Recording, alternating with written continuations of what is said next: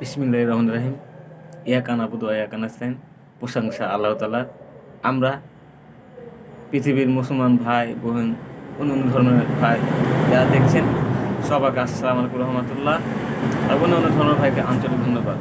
আমরা বেশিরভাগ সকাল থেকে রাত 11টা পর্যন্ত জাতীয় নির্বাচন দেখেছি। সেখানে অনেক অনেক তথ্য দেখেছি। রাত 10:30 পর্যন্ত জামাতের আসন হলো 84, বিএনপির আসন হলো 77। কিছু কিছু গণমাধ্যম মাধ্যম দিয়েছে যে সকাল রাত 3টার দিকে জামাতের ইসলামী 105, বিএনপি 104। রাত 3টার পর থেকে সকাল 6টা পর্যন্ত নীরব। নির্বাচন কমিশন একটা অ্যাপস থাকে প্রচার করার জন্য, ওটা বন্ধ। আসুন দেখেন, আমরা ব্রিটিশ গণমাধ্যম থেকে দেখেছি জামাত 177, অন্য অন্য আলজেরিয়া থেকে দেখেছি 190 জামাতের। এককভাবে সরকার গঠন করার জন্য প্রস্তুত ছিল শুক্রবার সকালে। সেখানে তারেক রহমানের মেয়ে জাহিমা রহমান উনি বলেছে সুষ্ঠু নির্বাচন হয় নাই, আমরা আন্দোলন করব। ভিডিওটা দেখেন, তারপর কথা বলেন। আর আপনারা প্রচুর পরিমাণ শেয়ার করে দেবেন, সবাই যেন ভিডিওটা দেখতে পারে এর মধ্যে কী হলো।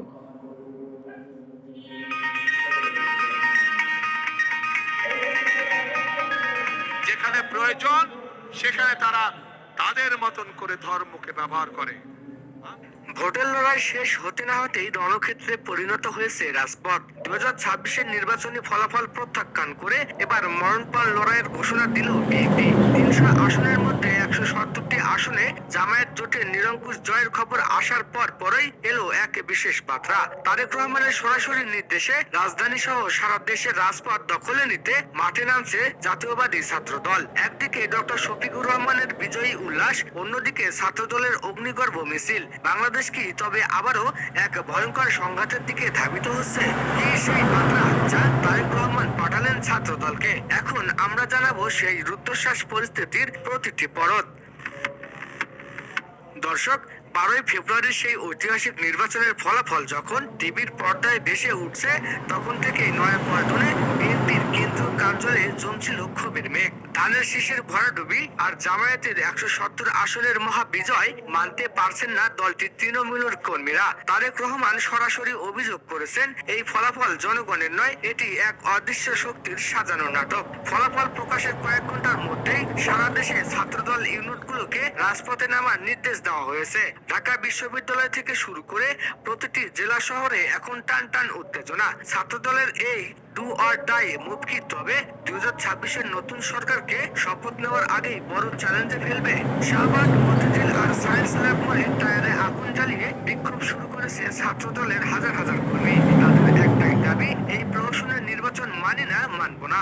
মিছিল থেকে স্লোগান উঠেছে, ভোট ডাকাতির এই ফল বাতিল করো, বাতিল করো। পুলিশ ও বিজেপির ব্যাপক উপস্থিতির মাঝেও ছাত্রদলের কর্মীরা ব্যারিকেড ভেঙে এগিয়ে যাওয়ার চেষ্টা করেছে। বিশ্লেষকরা বলছেন, দীর্ঘ সময় ক্ষমতার বাইরে থাকা বিএনপি এই পরাজয়কে তাদের অস্তিত্বের সংকট হিসেবে দেখছে। তারেক রহমানের নির্দেশে এই আন্দোলন কি কেবল রাজধানীতেই সীমাবদ্ধ থাকবে, নাকি সারা দেশ অচল করে দিবে? অন্যদিকে 170 আসনে বিজয়ী জামায়াত জোটের কর্মীরাও রাজপথে সতর্ক অবস্থানে রয়েছে। ডক্টর শফিকুর রহমান শান্ত থাকার আহ্বান জানালেও ছাত্র দলের এই তাণ্ডবকে রাজনৈতিক হাহাকার বলে উল্লেখ করেছেন জামায়াতের নেতারা। হাসনাত আব্দুল্লাহ ও সার্জিস আলমের সমর্থকরাও রাজপথে শান্তি বজায় রাখতে কাজ করছে। তবে ছাত্র দল ও ছাত্র শিবিরের মুখোমুখি অবস্থান যে কোনো সময় বড় ধরনের সংঘর্ষে রূপ নিতে পারে বলে আশঙ্কা করা হচ্ছে। নতুন প্রধানমন্ত্রী হিসেবে ডক্টর শফিকুর রহমানের শপথ গ্রহণের আগে এই অস্থিরতা কি সরকারের বৈধতাকে মুশকিলের মুখে ফেলবে? রাজপথে যখন ছাত্র দল উত্তাল, তখন জাইমা রহমানকে দেখা যাচ্ছে আন্দোলনের সমন্বয় করতে। তারেক রহমানের এই প্রতিনিধি কি পারবেন ছাত্র দলকে শান্ত রেখে একটি নিয়মতান্ত্রিক প্রতিবাদ চালিয়ে যেতে, নাকি এই আন্দোলনে জ্বালা পোড়ার দিকে মোড় নেবে বিএনপি? কি শুনলেন? এটা হলো শুক্রবার 5টা থেকে 6:30টার মধ্যে ভিডিওটা। আপনার প্রচুর পরিমাণ শেয়ার করবে। এরা প্রচুর দুর্নীতি করেছে।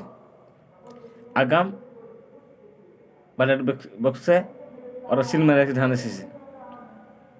বাংলাদেশের জনগণ সব বুঝে গেছে এরা দুর্নীতি করবে, তবে সব থেকে ক্ষতি হলো সাধারণ মানুষের।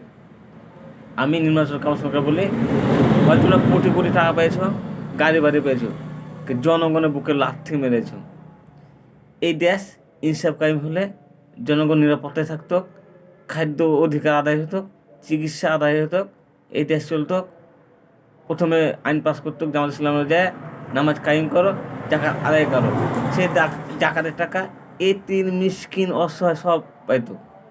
আপনারা এমন একটা কাম করছেন, কিয়ামতের মাঠে জবাবদিহি করতে হবে দেশের নির্বাচন কমিশনকে আর যারা সহযোগিতা করছে প্রশাসনকে।